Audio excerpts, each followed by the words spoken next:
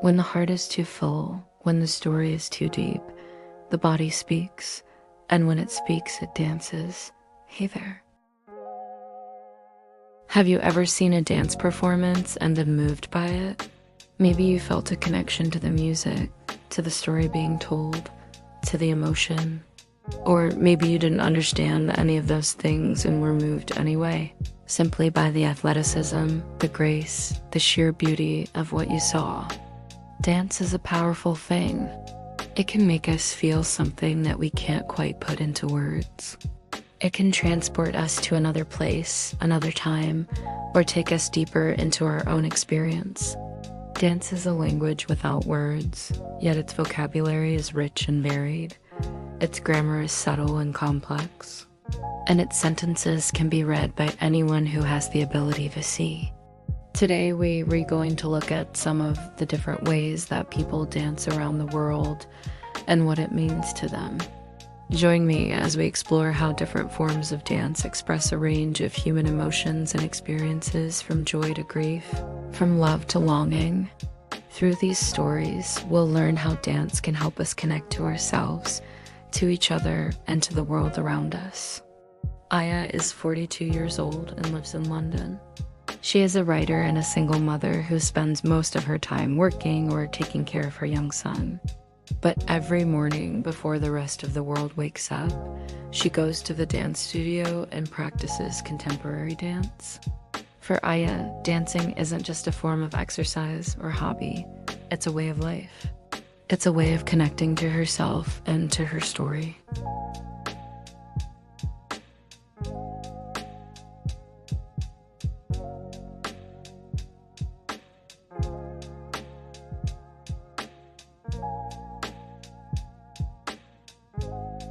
Zainab is a 46-year-old belly dancer from Morocco.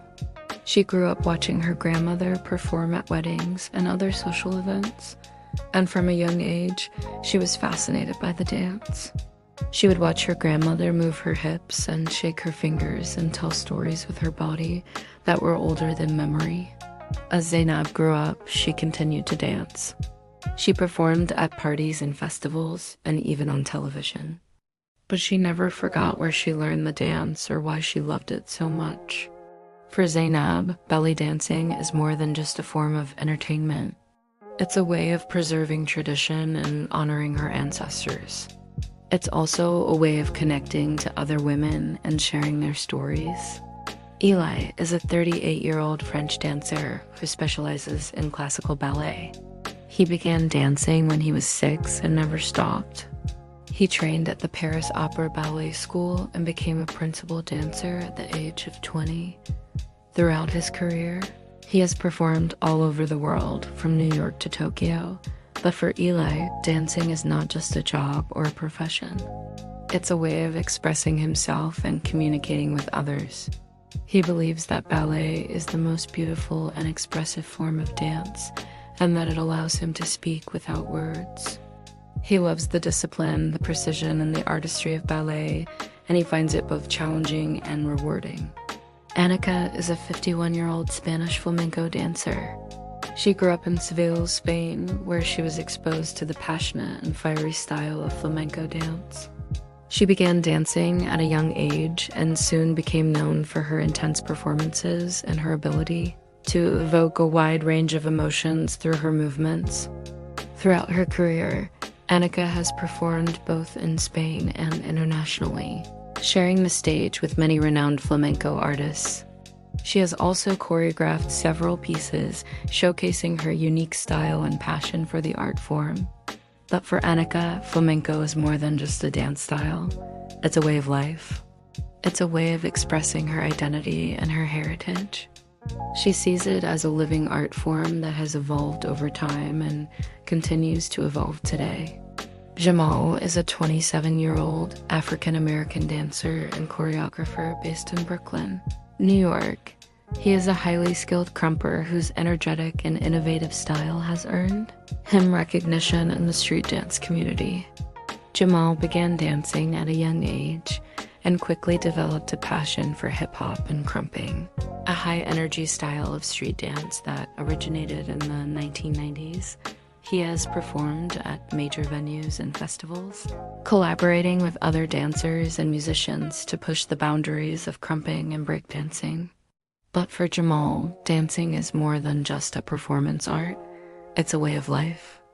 It's a way of expressing himself and connecting with others who share his passion for street dance. He believes that dance can be a powerful tool for social change and that it has the power to unite people from all walks of life. Dance is a universal language that transcends cultural boundaries. It's a way for people to communicate their emotions, stories, and experiences without the need for words. From the graceful movements of ballet to the passionate footwork of flamenco, each dance form has its own unique beauty and expression. Dance is also a powerful tool for self-discovery and personal growth. It allows individuals to explore their bodies, emotions, and creativity in a safe and supportive environment. Whether it's the freedom of contemporary dance or the structured discipline of ballet, dance can help people discover new things about themselves and their capabilities. Dance is an art form that requires dedication, hard work, and discipline. It takes years of practice and training to master a particular style or technique. But the rewards of dance are immeasurable. The sense of accomplishment, the physical fitness, and the emotional fulfillment that come from dancing are unlike anything else. Whether we're watching or participating in dance, it has the power to move us, inspire us, and connect us to something bigger than ourselves. So let's celebrate the beauty, power, and transformative potential of dance.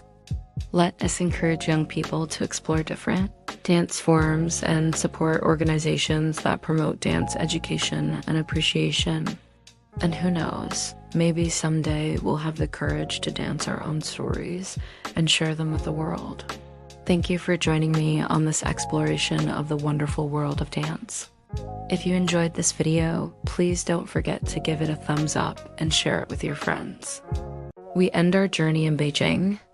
The city's old and new intertwine.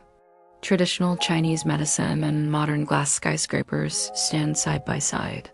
For thousands of years, this has been a place of emperors and empresses. Their lives were legendary. Their dance was legendary, and one woman is keeping it alive. Meilin is 44 years old. She has been dancing since she was 13. Tonight, she is preparing for a very important dress rehearsal. She wears a long silk gown in imperial gold. She moves around her apartment, stretching, warming up. Soon, she will perform for an audience. She will bring stories to life. Her specialty is the dance of the empresses. These are legends from China's past. She remembers everything about them. She can still hear the echoes of their laughter. She can almost see the flash of their jeweled fans. But who exactly are they? Well, let me introduce you to a few. There is Wu Zixin, a warrior empress who ruled the Tang dynasty over 1,000 years ago. Legend says she could tame wild horses with bare hands. Then there is Yang Gaifei. She was a concubine, but the emperor loved her so much that he made her his wife. They danced together in the palace gardens. And finally, there's Cixi. She was born a dancer. As a young girl, she performed for the emperor. He was so impressed that he married her. Later, she became the Empress Dowager. She ruled China for decades. All three women were ambitious. All three women were talented. And all three women had to fight for their place in history. Meilin can sense their spirits within the walls of the old palace where she practices. She feels their anger, their sadness, their determination. Sometimes she loses herself in the dance. She forgets that she is Meilin. She becomes the empress. Tonight is the night. Meilin arrives at the grand auditorium. The stage is vast. The ceiling is high. She runs through her movements one last time. In a few minutes, the lights will go down. She takes a deep breath. Then she steps into the wings and waits for the music to begin. In Chinese dance, the story is everything. Every step, every turn, every gesture is part of the narrative. There's no dialogue, so the dancers must be precise. Meilin looks out at the audience. She sees families with children. She sees couples on dates. She sees older people who have seen the show many times before. Now she raises her arms above her head. The long sleeves trail behind her like flowing rivers. The first notes sound, the story unfolds. In the old palaces, Melin becomes young Gaifei, the concubine who charmed the emperor. She moves gracefully. She flicks her wrist. She beats her chest with a delicate hand. In the next scene, she throws her head back and laughs. In another moment, she cradles an imaginary baby. She is the Empress Wu Zixin. Melin stomps her foot. Her body sways. Her sleeves become banners in the wind. She spins around and around. Finally, she lowers to the ground. She becomes Sixi, the dancer turned empress. She moves slowly. She reaches for the sky. She lets out a long sigh. And in that moment, the audience understands. They see the lives of the empresses. They feel their loves and losses. They share their triumphs and defeats. After the show, Melin bows to thunderous applause. She sees faces in the crowd, smiling, crying, talking. She knows that tonight they will discuss her performance, the costumes, the music, the story. She hopes they will remember all three empresses. Most of all, she hopes that they understand that dance is not just entertainment. In classical Chinese dance, storytelling is not just performance, it is legacy. It carries the wisdom of dynasties, the artistry of ancestors, the soul of a nation. Our next stop takes us to Buenos Aires, Argentina. Here, in a small dance hall, the night is young. The band is playing. Couples glide across the floor. At a corner table sits Sophia. She is 48 years old. She watches the other dancers. She thinks about joining them, but something holds her back. Suddenly, she spots a man across the room. His eyes meet hers. She smiles and gets up from her table. She walks slowly toward him. Her heart beats faster. She can feel the music all around her. In her bones, she moves closer to the man. Their embrace is tight. Their eyes are closed. The room fades away. Only the music remains. This is not a choreographed dance. This is a conversation, a secret language spoken only by two people. Here, there are no steps, no patterns, no rules. Everything is improvised. Everything is real. It is called Argentine tango. For Sophia, tango is not a dance. It is more like a way of life. When she moved to Buenos Aires as a teenager, she fell in love with the city. Its passion, its poetry, its rhythm, and she met someone special. His name was Ernesto. He taught her the secrets of tango, how to hold yourself, how to hold your partner, how to listen with your body. They danced together for 20 years. They won many competitions. They toured the world. But then Ernesto got sick. He died. Now, whenever Sophia dances, she remembers him. She feels his presence in the music. She hears his voice in the bandoneon, and now she is dancing with another man. His name is Julian. He is 10 years younger than her. He asks her to lead. She hesitates, but then she steps forward. She guides him around the room. They spin and dip. They rise and fall. They tell a story without words. Tango speaks of longing, of loneliness, of love that burns quietly in the spaces between steps. Suddenly, the music changes. It slows down. The mood becomes darker. The couple moves closer to the table where Sophia sat earlier. The man rests his chin on her shoulder. They sway gently. Memories come flooding back. Sophia thinks about her grandmother, her family, her childhood. She thinks about the years she spent with Ernesto. She feels tears on his cheek. She smells the scent of orange blossoms. She tastes sweet wine on her lips. The music swells. The couple takes off again. They fly around the dance floor. They laugh, they cry, they embrace. They lose themselves in the moment, and then, just as quickly, it's over. The music stops. The lights come up. Sophia and the man separate. They bow. The applause begins. Once again, Sophia moves toward the corner table. She sits down. She is alone. She is surrounded by music. She closes her eyes. She can still feel the man's body against hers. She can still hear his heartbeat in her ears. And when she opens her eyes, she sees Ernesto sitting across from her. They smile at each other. They dance together. Our journey takes us to a village in Palestine. The streets are narrow. The buildings are tall. The air is filled with the sounds of children playing. It is a festive day. There is a wedding in the village square. Men and women are gathered together.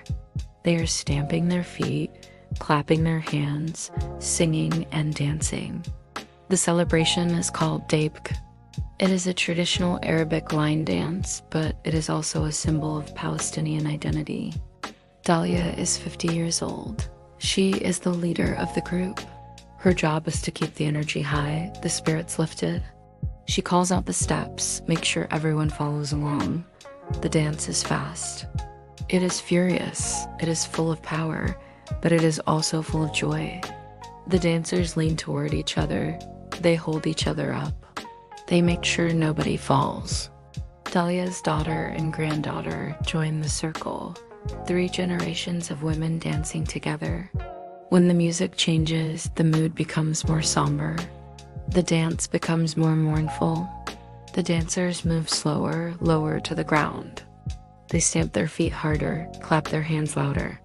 The drums beat faster, the singers cry out. Dalia remembers why they are celebrating. A wedding means a new beginning. It means hope for the future, but it also means saying goodbye to the past. Daybk is not just a dance. It is a way of preserving Palestinian culture. It is a way of passing on traditions to the next generation. It is a way of remembering those who came before. Next, we travel to Ghana in West Africa. The sun is shining. The sky is blue. The fields are green. It is the perfect day for a festival. Drummers play in the distance. Dancers warm up in the shade. Nuru, or Nana, as she is known here, wears a beautiful kente cloth. It is hand-woven by her husband. The colors are vibrant. The patterns are intricate. She puts on the cloth with pride. Later, she will perform for her community. She will tell stories with her body. She will connect with her ancestors through movement. She will honor the spirits of the land. But right now, she is getting ready. She stretches her arms and legs. She jumps and skips. She twirls and leaps. The festival has many different events, games, competitions, speeches. But the main attraction is the dance. The drummers begin their chant. The crowd gathers. Nuru joins the other dancers. They form a circle. They raise their hands. They shake their hips. They stamp their feet. The music is strong. It pulses through Nuru's body. She moves to the beat. She feels the rhythm take over her limbs. She spins faster and faster. She jumps higher and higher. The crowd cheers. She grins from ear to ear. She has been dancing since she was a little girl. When she was 7 years old, her mother told her, "This dance is how we remember who we are." Over the years, the dance became a part of her. It gave her strength. It made her proud. It connected her to others. Whenever she dances, she thinks of her mother. She remembers her roots. She honors her heritage. And now she dances for the children. They watch her with wide eyes. They clap their hands. They copy her moves. Nuru beams at them. She knows that someday it will be their turn to carry on the traditions. It is a responsibility, but also an honor. Our final stop brings us to Tokyo. The city never sleeps. The neon lights blaze. The crowds surge. But inside a small black box theater, it is quiet. Maya, 47, sits alone in the dark. Her body is painted white. Her hair is pulled back. She is still. She looks like a statue. But when she moves, the statue comes to life. She twists and turns. She writhes and contorts. She seems to be in pain, but there is also a strange beauty to her movements. She is performing Buto. It is a form of Japanese dance that originated after World War II. The country was devastated. People were afraid to speak out. They were afraid to show their emotions. So they turned to dance.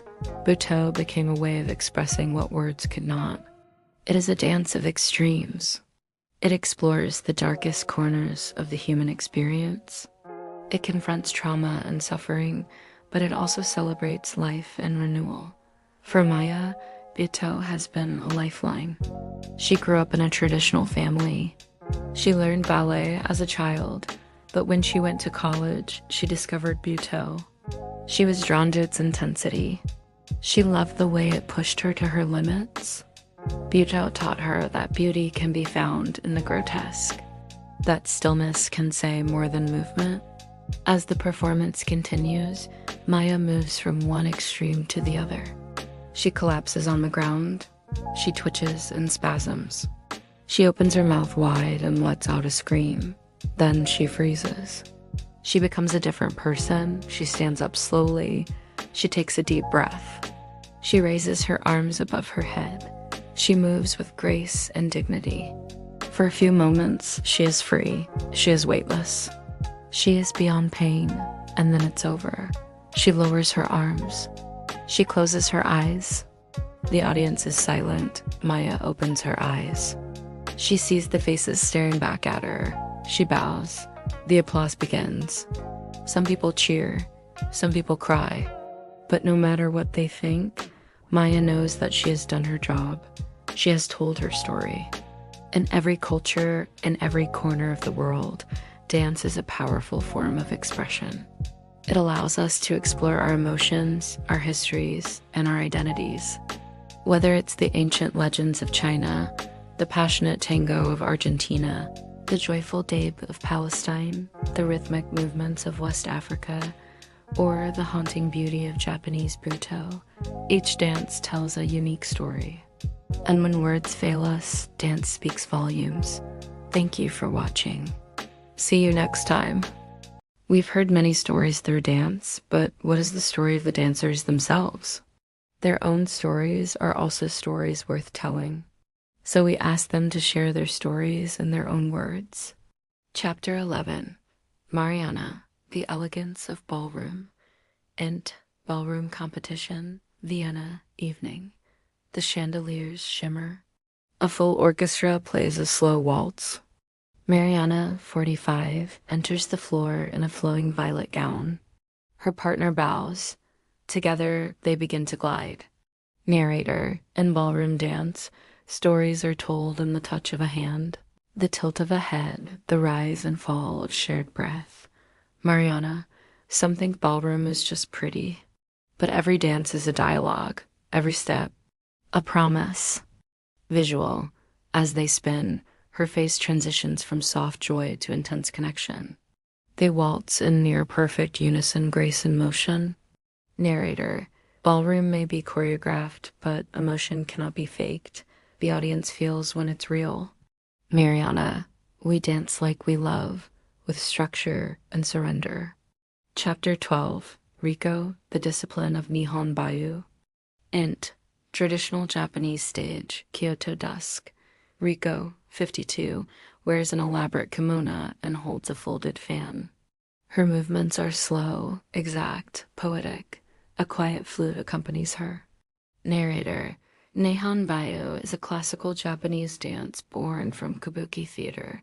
Every motion is symbolic. Every breath is a bridge to the past. Riko, we dance stories of gods and lovers, of loss and duty, but most of all we dance respect. Visual, her fan opens slowly, her eyes lower. She kneels as if bowing to the earth itself. Narrator, there is no rush in this dance. Only reverence. Riko, in every fold of the kimono, I carry history. I am not just a woman. I am a vessel. Chapter 13. Priya, the Precision of Bharatanatyam. Int. Temple Courtyard, Chennai morning. Priya, 40, stands barefoot on red stone. She wears traditional attire, a pleated silk sari, ankle bells, her eyes lined with kohl.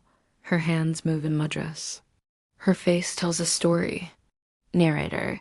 Bharatanatyam, one of India's oldest dance forms, is not just movement. It is sacred storytelling, a prayer in motion.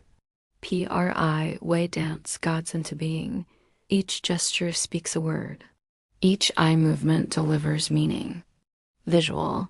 She performs an Abhinaya piece, a love story, between the goddess Parvati and Lord Shiva. Her expression shifts rapidly from flirtation to devotion. Narrator. In Bharatanatyam, the body becomes language. Even silence has shape. Priya, my dance is devotion, my stage is the temple. My story is eternal. Chapter 14. Layla, the Power of Fusion, Ente, Urban Studio, Toronto Night. Lights change colors. The beat is electronic. Layla, 43, blends belly dance with hip-hop. Her movements are sharp yet flowing. The fusion is fearless. Narrator. Some stories are not inherited, they are invented. Fusion dance breaks the rules to find new truths. I was tired of being told, choose one. So I chose all of me. Visual. She shifts from a sharp, isolating pop to a slow undulation. Her eyes sparkle with defiance. Narrator. Fusion is a dance of identity, of complexity, of saying, I contain multitudes.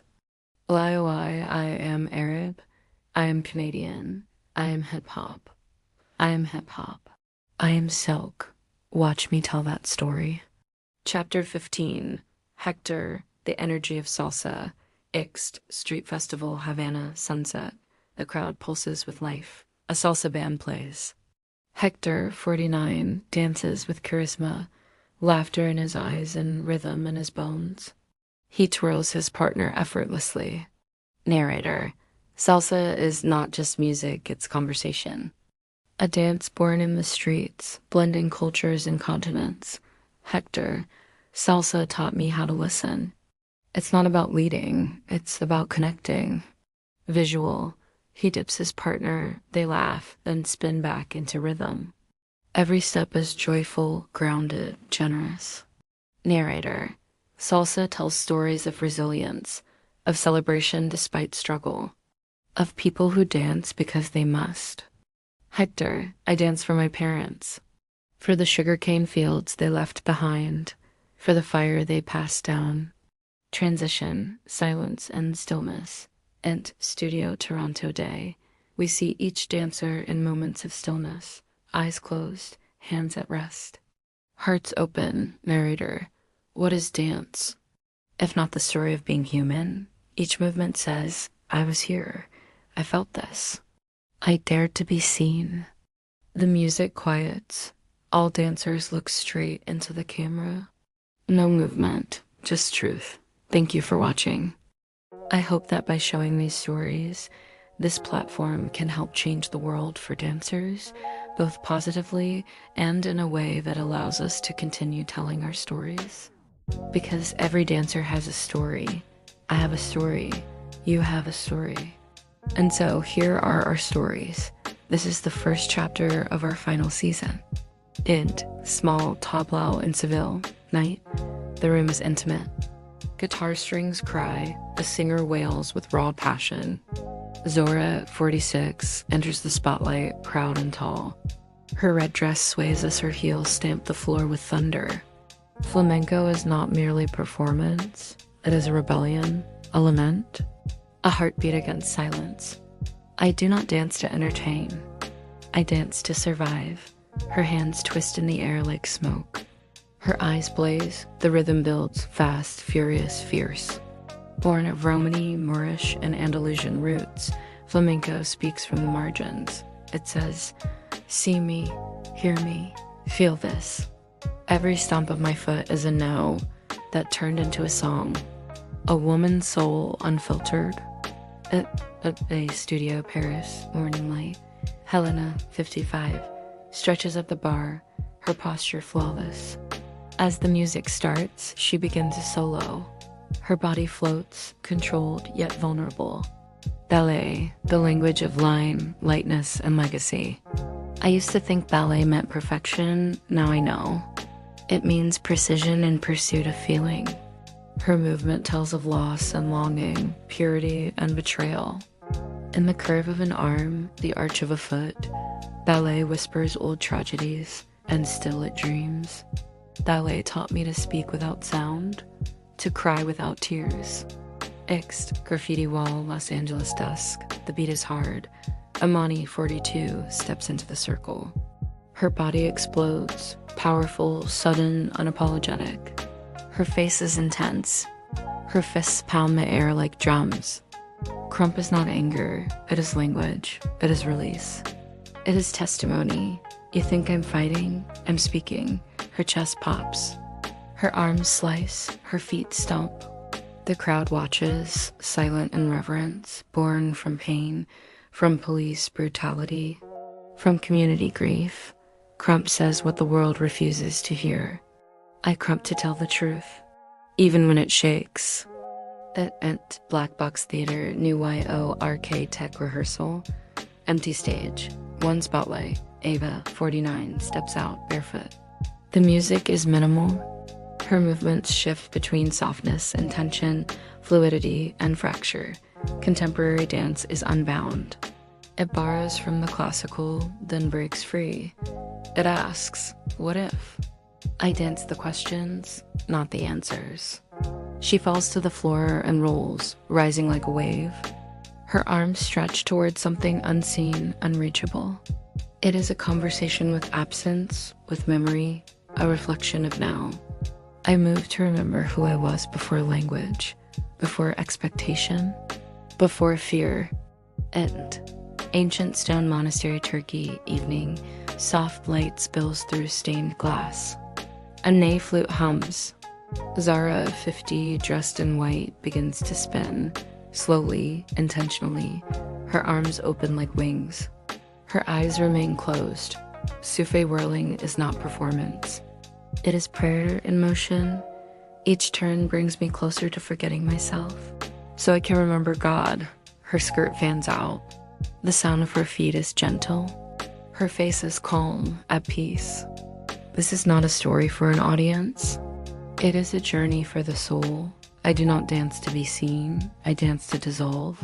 Full circle, the global stage. Ixt, various locations crosscut. All dancers we've met appear again. Each in their own element, now overlapping, spinning, stomping, gliding, trembling, across time. Across continents. Across ages, races, and rhythms. There's one thread that binds us. We dance to tell, to heal, to connect, to remember, to be. The dancer within us all. Empty theater, a single spotlight on center stage. The spotlight waits. No one is on stage. Silence. You do not need technique to speak through movement. You only need truth. Maybe you sway while cooking. Maybe you tap your foot at work. Maybe your body aches to say something, but your mouth never dared. Dance doesn't need permission. It needs presence. We weave documentaries that celebrate women, tell stories that matter, and break the mold of traditional nonfiction. And before we begin, we have a question for you. Do you think that dance is a universal language? Let us know in the comments below. Now let's dive into this episode. X, dunes outside Marrakesh sunset. Yasmin, 48, stands tall in a traditional belly dance costume, but with a modern edge. The wind tugs gently at her veil. Slowly, a frame drum starts. She begins to dance sensual, strong, and sacred. Narrator, some dances are not about display. They are about reclaiming, about remembering the body as home. Yasmin, they told me to quiet my hips, to lower my eyes, to shrink. But this is my truth, round, radiant, rooted. Visual, she shimmies like firelight, arms lifting to the sky, as if casting a spell of joy. Her smile is soft, but her gaze is steel. Narrator, belly dance was never meant for stages. It was for kitchens, for sisters, for women celebrating women. Yasmin, When I dance now, I dance for my grandmother. For every woman who danced in secret, I am the drumbeat of their courage. Chapter 24. The child who watched empty living room morning light. A little girl watches a video of Zora dancing flamenco. Her eyes are wide. She begins to mimic the movements, awkward at first, then more confident. Narrator. And sometimes the story told in dance isn't just for the one dancing, it is for the one watching. Visual. The girl twirls, laughing. Her socks slip on the floor. She giggles and keeps going. Narrator. In that moment, she is not imitating. She is inheriting.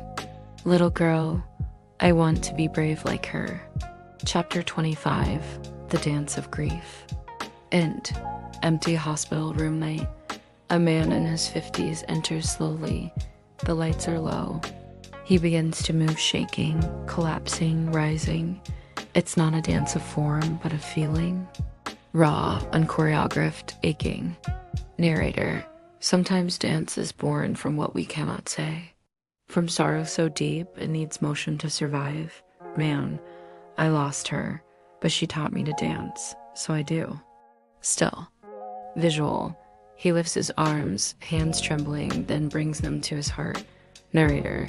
This too is storytelling. This too is truth. Chapter 26. The Ritual of Everyday. Montage. Women in kitchens, on buses, and offices, all over the world. Women over 40 move. They sway to a song in their heads, hum as they work, shift their hips without realizing. Unnamed dances. Narrator. You don't need a stage to be a dancer. You don't need applause to have a story worth telling. Visual. A woman alone in her kitchen does a small turn as she flips bread on a stove. A bus driver taps her fingers on the steering wheel to a silent beat. Narrator. Every woman who moves with intention, she is telling her story. Chapter 27. The Silent Dancer. Dance Studio Night 1 Spotlight. A deaf dancer, Noor, 44, prepares for a solo. The room is quiet. She doesn't hear the music. She feels it. Narrator. What if dance was not about hearing the rhythm, but feeling it under your skin? NOR. I don't need ears to tell my story. My body speaks louder. Visual. She dances fiercely, every muscle alive. The silence becomes its own music. Narrator. Noor doesn't move to the beat, she becomes it. Chapter 28. The Memory of Movement. Into care AOM afternoon. A 70-year-old former dancer with dementia sits quietly. A volunteer plays a familiar tune from her youth. Her fingers begin to twitch, then her foot. Slowly, her arms rise into an old ballet shape. Narrator. Even when memory fades, the body remembers the dance. Volunteer. She may not know my name, but when the music starts, she remembers everything. Chapter 29. The story continues. Montage of dancers from earlier. Each dancer we've met, Yasmin, Zora, Imani, Ava, Priya, Rico, etc., is dancing again, but now the scenes bleed into one another. Styles mix, emotions overflow. Narrator. Dance doesn't just tell the stories we know.